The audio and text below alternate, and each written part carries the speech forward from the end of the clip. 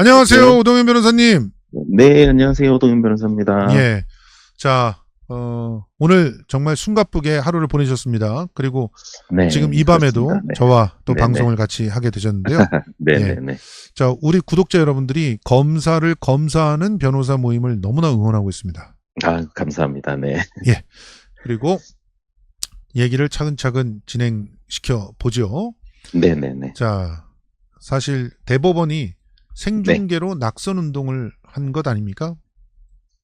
어, 대법원에서 생중계를 할 때부터 저희가 생중계를 한다고 할 때부터 조금 의심을 했었는데, 예. 생중계를 하면서 모든 국민들이 보는 과정에서 예. 이재명 후보가 뭐 지난 선거 과정에서 허위사실을 유포했다. 예. 이런 식으로 뭐 낙선 목적이 지금 거의 사실 유포한 거잖아요. 지금 그렇죠. 대법원 예. 오히려 조의대가. 예. 네, 그래서 저희는 그 부분이 명백하게 낙선 목적 허위사실 공표에 해당한다. 예. 이렇게 뭐 판단이 되고, 그래서 저희는 오늘 또 조의대에 대해서 공선법 위반으로 일단 예. 고발장은 접수를 했습니다. 네. 예, 예. 그 고발장은 당연히 접수해야 네, 되는 네, 그렇습니다. 것인데 네. 이제 같이 네. 하는 그 분에게 네. 이제 그 고발장 작성을 좀 맡기신 것 같은데 네, 우리 네, 네, 지금 그렇습니다. 네, 오동현 변호사가 직접 네. 좀 정리를 갖다 해주셨으면 더 좋지 않았을까 하는 생각이 들었어요. 네, 예. 네. 오늘 저는 지금 대법관들, 조의대 대법원장을 비롯한 대법관들이 예.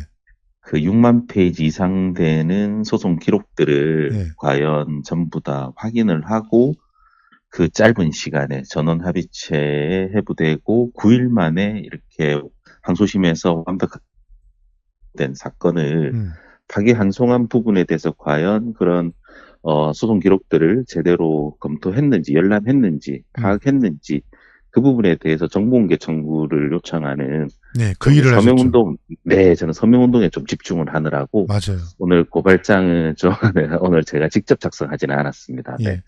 그 저희가 고발장을 좀 검토해봤는데 조금 부실한 느낌이 좀 있어서 네, 좀 네, 안타까움이 네. 있었는데 그 우리 오동현 변호사님께서 다시 그건 정리하실 수가 있으니까. 네네. 제가 예. 추가로 또 제가 그럼요. 또 이제 서명운동 마치면은 예. 네, 추가로 또 보충해서 예. 의견사고 제가 제출하는 걸로 네, 일단 그렇게 파이팅입니다. 좀, 예. 네, 하기로 했습니다. 우리 네, 그 조이대 네네네. 조요토미 히데요시라고 하는 별명이 네네. 붙었어요. 네, 이 조요토미 히데요시가 지금 네, 네, 상상을 초월한 그런 그 희한한 짓을 했는데 네, 지금 그 뉴탐사가 오늘 정확하게 그 정리를 네네. 좀 해냈습니다. 지금 이게 왜 네네네. 허위 사실인가? 네네네. 지금 5인 재판관이 사실관계 판단에 대해서 네, 엉뚱한 소리를 그 판결문 안에 맞습니다. 적어놨어요. 네네네. 1심과 원심이 작성한 1심과 원심이 인정한 사실관계엔 큰 차이가 없다. 네, 그래서 네네. 사실 인정에 어려움이 있는 사건이 아니다. 전혀 사실이 네네네. 아니지 않습니까? 전혀 사실이 아니죠. 네. 1심에서 판단했던 사실관계를 예. 항소심에서는 완전히 뒤집은 거잖아요. 그렇습니다. 네, 그런데도 불구하고 뭐 1심과 항소심의 사실관계 판단이 크게 차이가 없어서 예. 뭐 사실관계를 확정하는데 어려움이 없었다. 예. 그건 기록을 안 봤다는 거죠. 네, 그거는 100% 기록을 안 봤다는 거예요. 네, 그거는 자기들이 기록을 안 봤다는 것을 스스로 자백했어요. 예. 네, 맞습니다. 맞습니다. 네. 그리고 그렇습니다. 네. 이것도 웃기는데 빠른 시기에 1심과 원심 판결문 공판 기록을 기초로 사실관계 쟁점 파악에 착수했대요. 네. 그리고 검사의 상고이유서와 변호인 답변서, 의견서가 접수되는 대로 지체 없이 제출 문서를 읽어보고 내용을 숙지했답니다. 네. 근데 이 부분이 사실 거짓일지 모른다는 게 지금 밝혀지고 있죠? 저는 100% 거짓이라고 봅니다. 예. 그게 지금 다들 아시다시피 4월 22일에 처음에는 그 대법원 2부 소부에 배당이 됐잖아요. 그렇죠. 그리고 나서 바로 조의대가 직권으로 전원합의체에 회부하면서 그날 오후에 전원합의체 심리가 열렸단 말이에요. 그렇습니다. 그렇다고 하면은 배당되기 전에는 아무도 그 기록을 보지를 못해요. 중요합니다, 이거. 자, 네. 밑줄 쫙 합시다, 우리. 네. 4월 22일에 처음 배당이 됐습니다. 예. 처음 배당이 됐으면 이제 그때 배당된 제 2부에 이제 기록이 내려가겠죠. 예.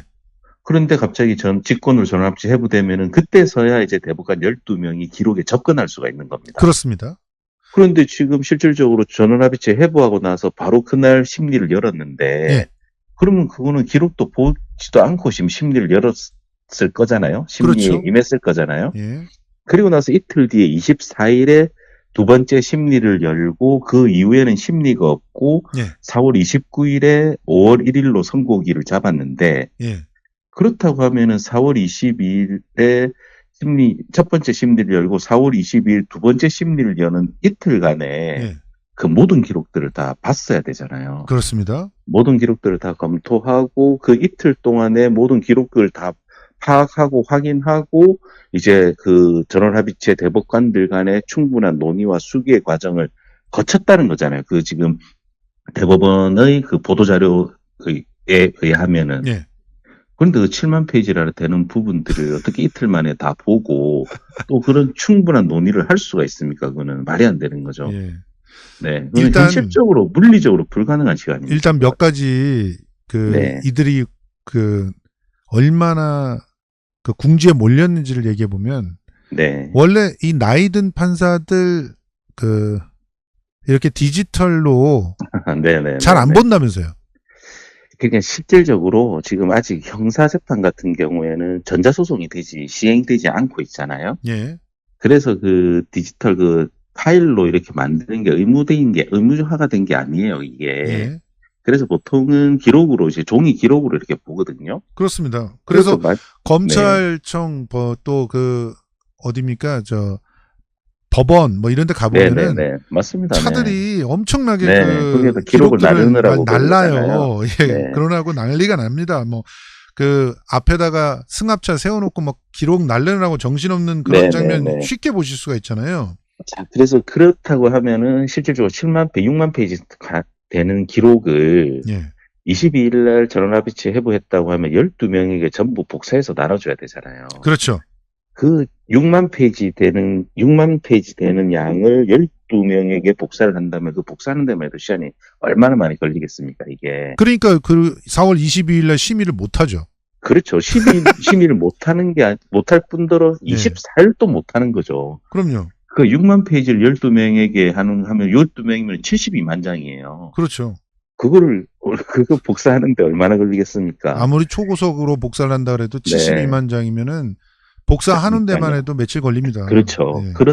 그런데다가 그렇게 지금 주장을 하니까 갑자기 전자 파일로 봤다는 거잖아요. 예, 그렇게 말을 합니다. 예. 그러니까 그러면 전자 파일로 봤으면은 그 전자 파일에 접속하고 한 기록들이 다 있을 거 아니에요. 예, 예.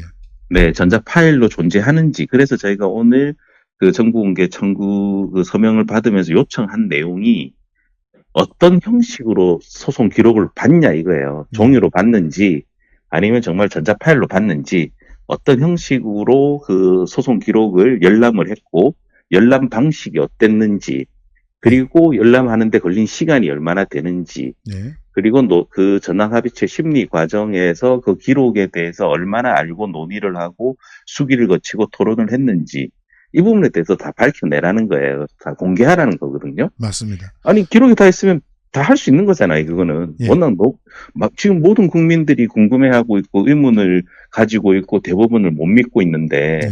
그러면은 정말로 전자파일로 봤다고 하면은 로그 기록 바로 다 그 기록만 보여주면 되잖아요. 언제 접속을 해서 언제 이렇게 그 열람을 했고 이런 건 다 너무 쉽게 이렇게 자기들이 보여줄 수 있는 내용들이잖아요. 그렇습니다. 제가 보면 못 보여줄 겁니다. 절대 그렇게 안 했을 겁니다. 예. 그게 오늘 한 커뮤니티에 자기 법원 직원이다라고 하면서 글이 올라왔습니다. 그래서 제가 그걸 좀 소개해드리면 대법관 10명 기록 레알 안 읽은 것 같다. 어르신들이 틀딱이라 전자기록 못 읽어. 종이로 프린트 해드려야 돼. 근데 안 했죠? 사실 대법관들은 연구관이 정리해 준 것만 본 거예요. 그런데 연구관이 정리해 준 보고서가 없었죠? 판결문의 얕은 깊이를 보니 공소장, 1심 판결, 2심 판결문 이거 3개만 보고 쓴 것 같다. 이렇게 재판해도 됩니까? 저도 딱 그 내용을 보고 또 그 이번에 그 대법원 그 박이한송 내용을 보고 딱 예. 느낀 게 예. 정말 이거는 공소장이랑 1심 판결문 봤다고 저는 생각이 들었습니다. 이거는. 복붙했거든요. 1심 판결문. 네네. 그리고 검찰이 뭐 상고 이유 대충 좀 보충했을 것 같고 예.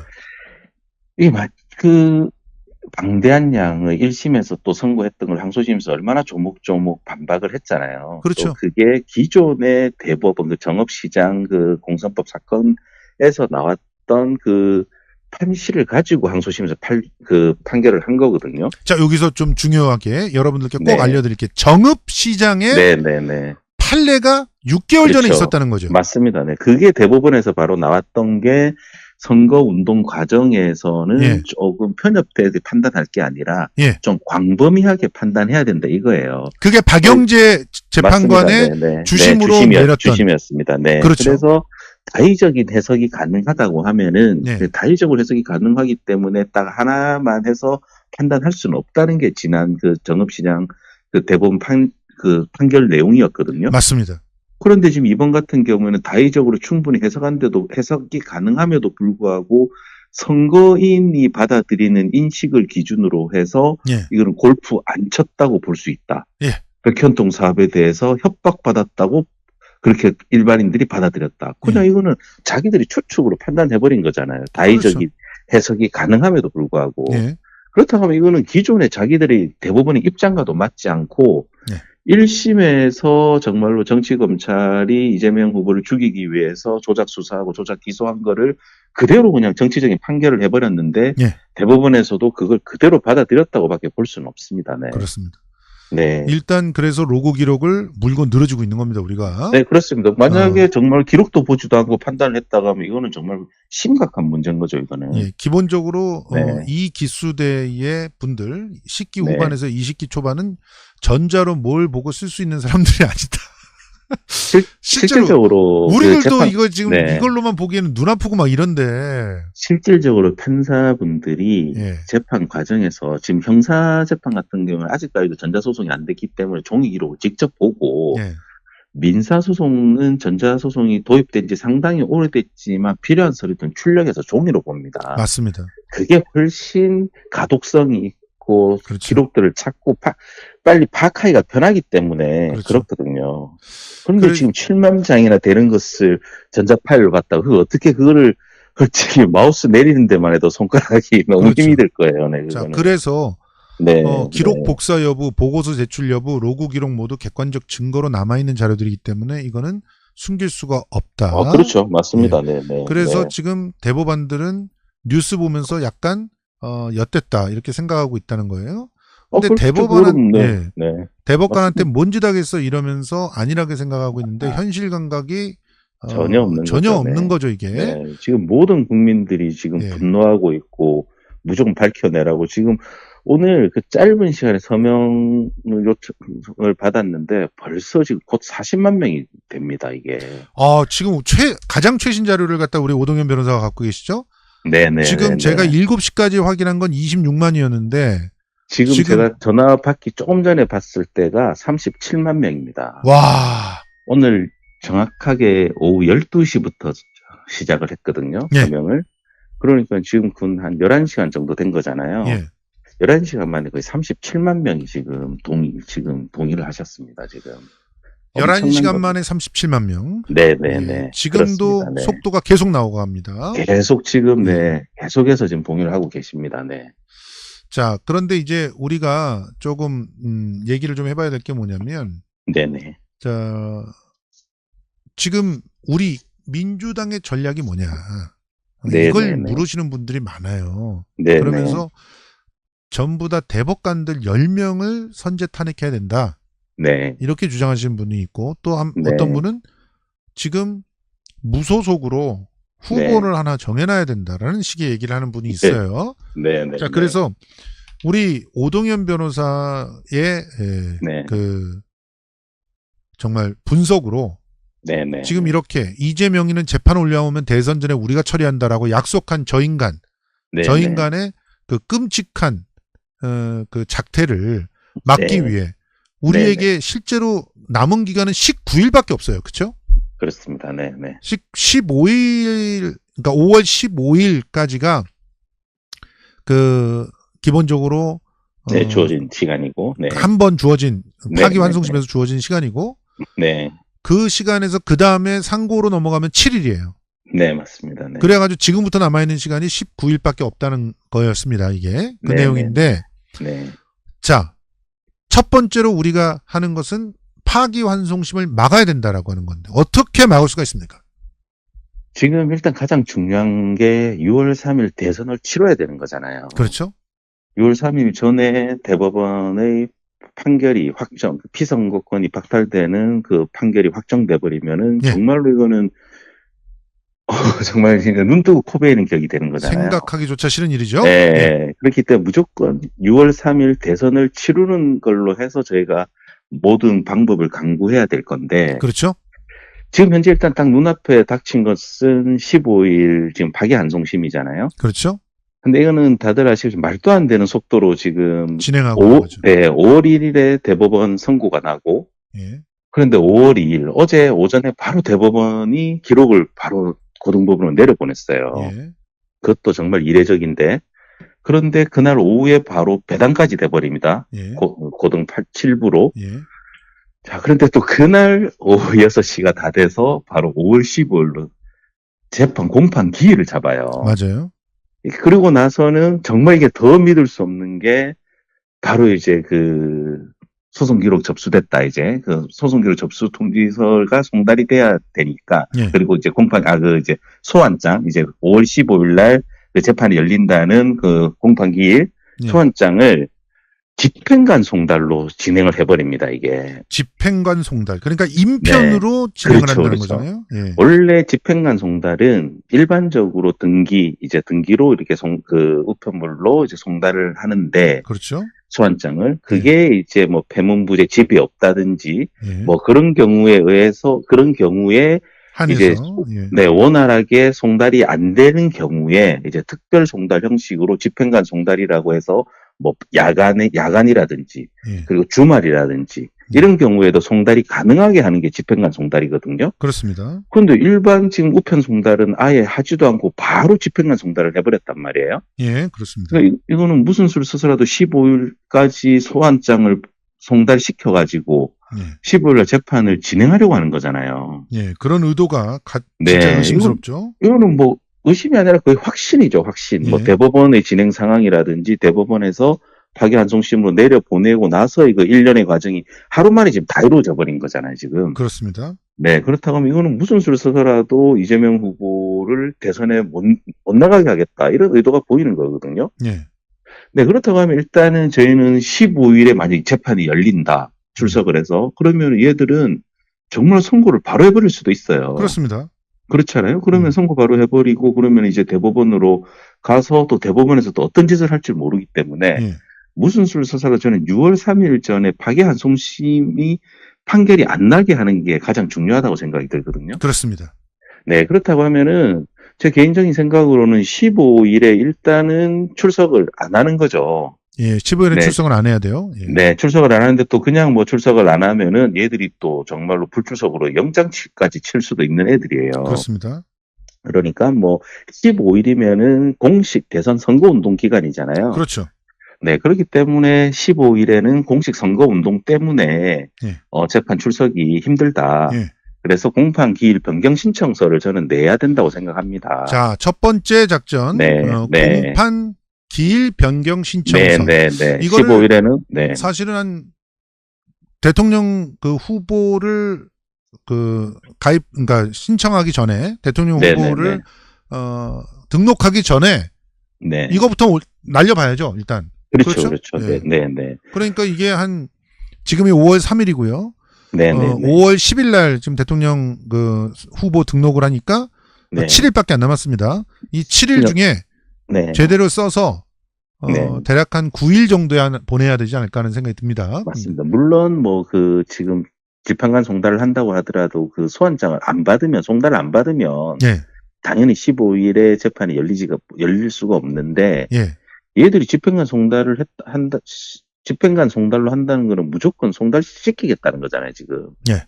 그렇기 때문에 일단은 15일 때 그 변경 신청을 해서 만약에 변경 신청을 했는데도 불구하고 기일 변경을 안 해준다. 안 해준다. 저는 그렇다고 하면 바로 저는 그 고등 7부 전체를 다 탄핵시켜야 된다고 봅니다. 자, 첫 번째가 기일 변경 신청, 두 번째가 네. 기일 변경 신청이 되면 상관이 없어요. 그렇죠. 되면은 뭐 저희는 자연스럽게 그렇게 가면 되는 거죠. 예, 네. 근데 안 되면 네. 탄핵에 들어가면 된다는 거죠. 탄핵에는 최소한 이틀이 걸립니다. 그러니까 그렇죠. 네. 그렇죠. 네. 그런데 지금 왜 그러냐면은 지금 대법에서 계속해서 지금 사법이 정치에 개입하고 있는 거잖아요. 대선에 그렇죠. 개입하고 예. 있는 거고. 예.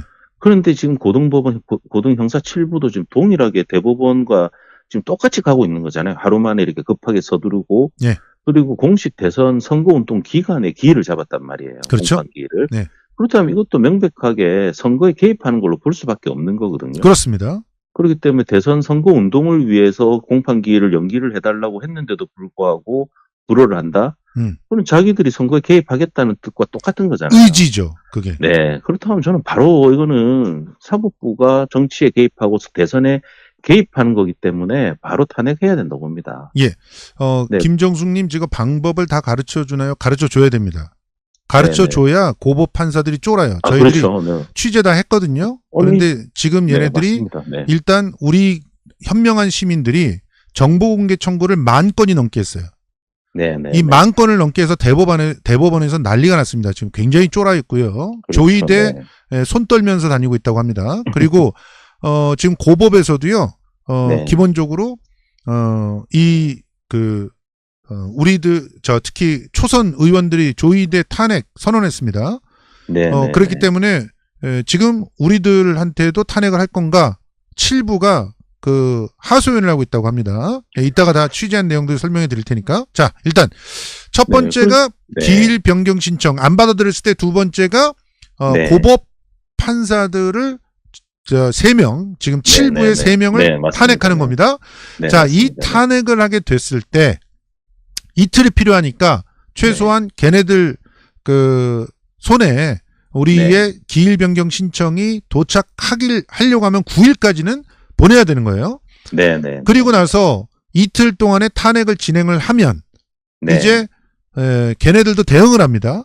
그렇죠. 일단 재판부를 바꿔버릴 수 있잖아요. 특히 애초에 대법에서 원했다는 이 재판부, 윤석열의 꼬붕들이 있다는 이 재판부로 바꿔버릴 수도 있잖아요.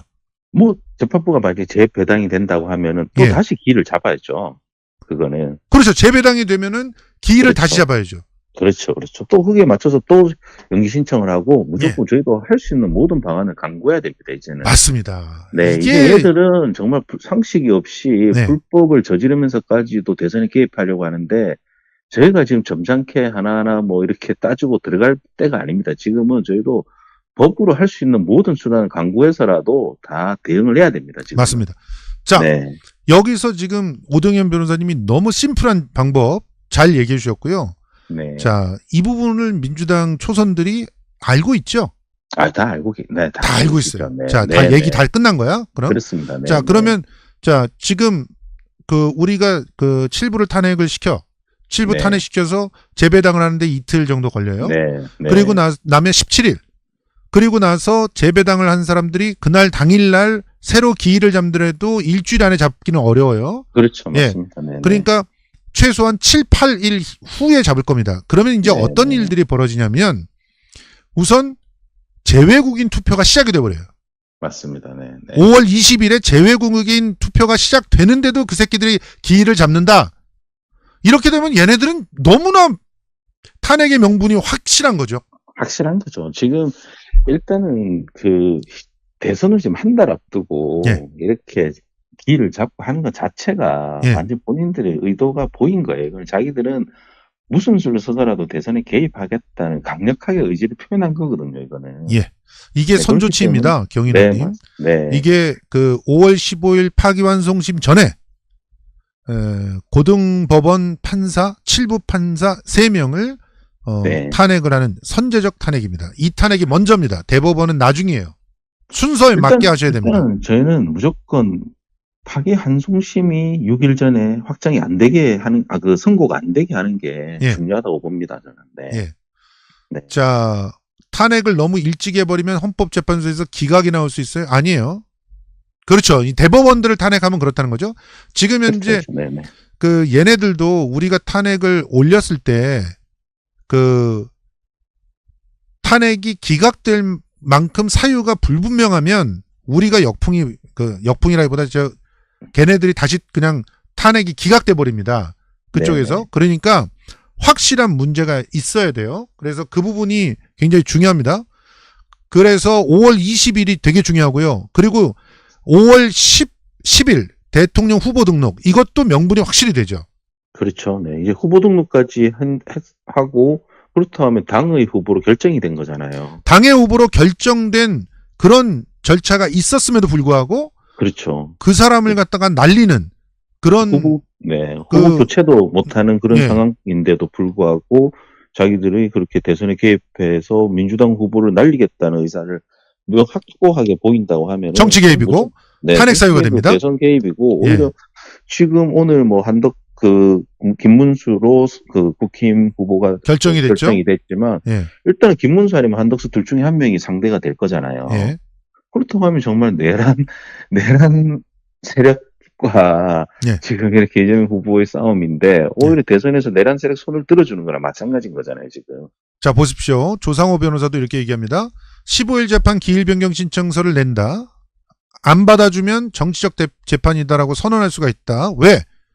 10일만 지나면 등록 후보가 하나밖에 없으니까. 그렇죠. 네. 그래서 탄핵 신청을 하면 돼요. 네, 그리고 그 탄핵 신청을 해서 재판부를 바꿔버리면 똑같이 기일 변경 신청서 내고 안 받아주면 탄핵하면 됩니다. 자, 요거 2번만 하면은 그냥 대통령 선거 6월 3일까지 됩니다.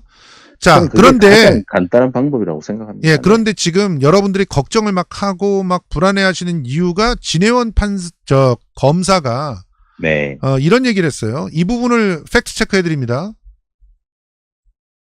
가능한 최악의 시카리오라고 했네요. 5월 10일 대통령 선거에서 후보 등록을 하고 나면 5월 15일 변론 직후 바로 무죄를 선고한다는 거예요.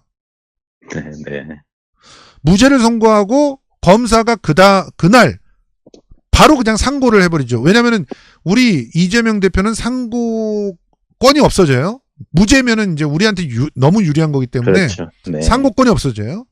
그러니까 걔네들이 바로 상고하고 그 다음날 이 상고 이유서 내면 5월 16일에 대법원이 자기가 바로 이제 또 배당이 돼야 되는데 배당 무시하고 또 똑같이 해가지고 그날 당장 파기 재판을 해서 심지어 수감까지 할 수 있다. 이런 주장입니다. 가능합니까 이게? 저는 뭐 정말로 그 진해원 검사님이 최악의 상황에 대해서 말씀하신 것 같은데 저는 개인적으로 현실적으로는 불가능하다고 봐요. 그거는 뭐 15일날 일단은 만약에 출석을 안 하면은 그날 바로 선고할 수가 없습니다. 그거는 왜냐하면 첫 기일에 출석을 안 하는 경우에 다음 기일을 잡아야 되고 만약에 다음 기일에 출석을 안 하면 그런 골석 재판으로 진행해서 재판 진행하고 뭐 즉일 선고도 가능한데 15일 첫 기일에 바로 선고할 수는 없는 거거든요. 그거는. 그렇기 때문에 그거는 좀 힘들 것 같고 또 무죄를 선고 못하죠.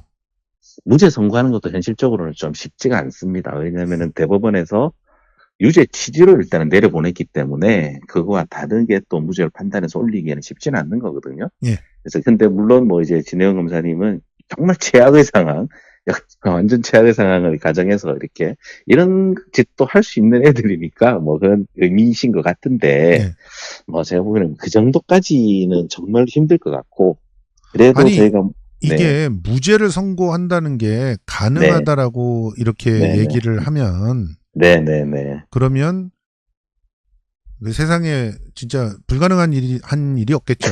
그렇죠. 세상에 불가능한 일이 없는데 그렇죠. 대법원에서 그 뭐 심각한 범죄자다 이러면서 내렸는데 좀 생각을 해보세요. 그랬는데 예를 들어서 10만 원만 때려도요. 그것도 항명이에요. 10만 원만 때려도.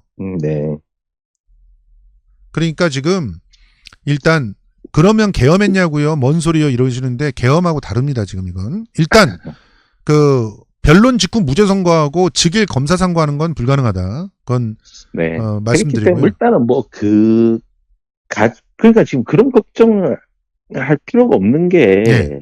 이거 15일 날 이 변론이 이루어지지 않게 하면 돼요. 그러니까요. 않게 하면 되잖아요. 그래서 제가 말씀드린 게 공판기일 변경 신청하고 안 받아들이면은 바로 탄핵하면 되잖아요. 예. 그러면 15일 날 재판 열릴 이유가 없잖아요. 그러면은. 예. 네. 그렇게 상식과 하는 게, 법을 생각하지 말아요 그러셨는데 네. 이게 오히려 어떻게 보면은 우리를 이상한 선택을 하게끔 만들어서 함정에 빠뜨리는 일일 수도 있다는 사실을 기억하셔야 됩니다. 15일 재판을 없애는 게 핵심입니다. 15일 재판은 조이대를 탄핵시킨다고 해서 없어지지 않아요. 그렇게 그렇죠. 몰아가는 게 잘못된 모는 거예요. 지금은 현재는 지금 물론 당연히 그 조희대 대법원장을 비롯한 대법관들에 대한 탄핵도 준비는 해둬야 되죠. 당연히. 예. 언제든지 바로 당연하죠. 진행할 수 있게. 그런데 지금은 일단은 지금 고법의 시간이잖아요. 그럼요.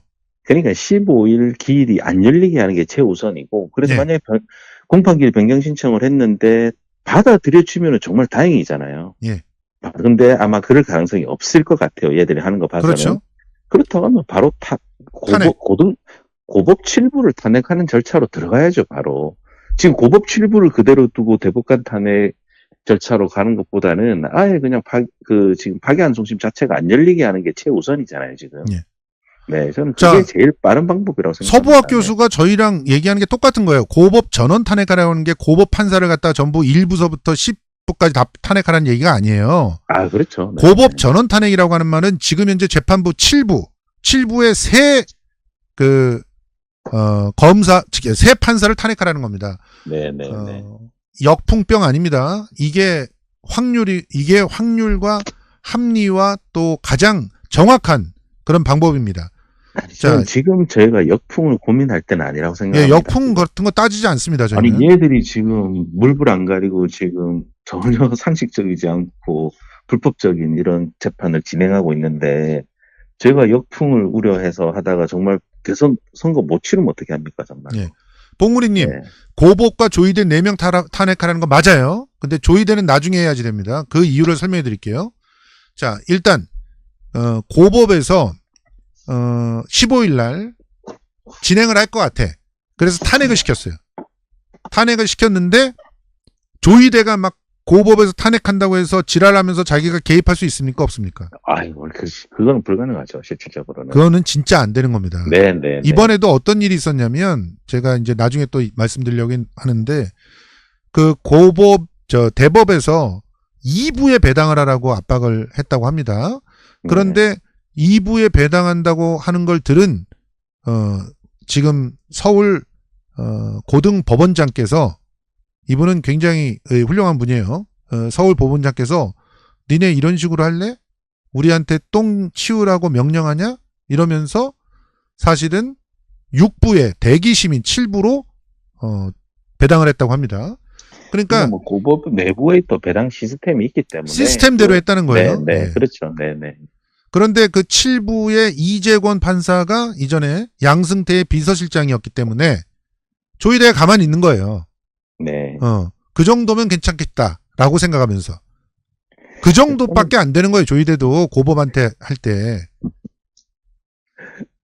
네, 일단은 저희는 그 방법으로 빨리 고법 파기환송심이 진행되지 않도록 하는 게 최우선이라고 생각합니다. 네. 자, 그리고 한 2번님은 아주 합리적인 질문을 하셨습니다. 고법 대법 판사를 탄핵했을 때 헌재에서 바로 기각이나 각하 선고할 수 있습니까? 즉시 지금은 헌재 헌법재판소장도 없죠. 지금 또 대행이잖아요. 네. 예. 그리고 7명밖에 없습니다. 그렇죠? 그렇죠. 네. 그런 상태에서 헌법재판소가 그냥 바로 기각하고 이럴 수 있습니까? 또 심리를 열어야죠. 네. 심리를 열어야 됩니다. 네. 헌법재판소는 그래도 저런 조이대 같은 미친놈은 없는 상황으로 우리가 확인했잖아요. 그렇죠? 기껏 해봤자 시간 끄는 새끼 정도밖에 없었습니다. 그러니까 그런 부분들에 대해서는 좀 상상의 나래에서 너무 무리수를 두게끔 하면 안 된다고 생각합니다. 지금 소장대행 김영두는 이번에 초기서부터 끝까지 윤석열의 탄핵을 얘기했던 사람입니다. 7부 탄핵당하면 대선 전에 재배당 합니다. 그렇죠?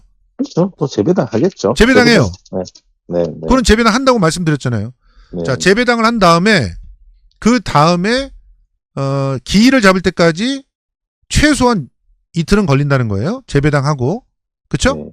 네. 자, 그렇게 됐을 때 다시 또 우리 걔네들이 기일 잡은 거 우리 그렇죠. 못 나가니까 지금 대선하니까 심지어는 이제는 그 재외국인 투표도 시작됐기 때문에 우린 연기해야 된다.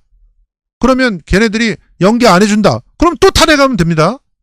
그렇죠? 네, 뭐 재배당을 했는데도 불구하고 기일을 너무 급박하게 잡는다. 예. 그러면은 명의 신청 당연히 하면서 바로 탄핵해도 될 것 같아요. 반이 탄핵해야 돼요. 예. 예, 그렇게 급박하게 잡는다는 것 자체도 계속해서 개입하겠다는 거잖아요. 그게. 예.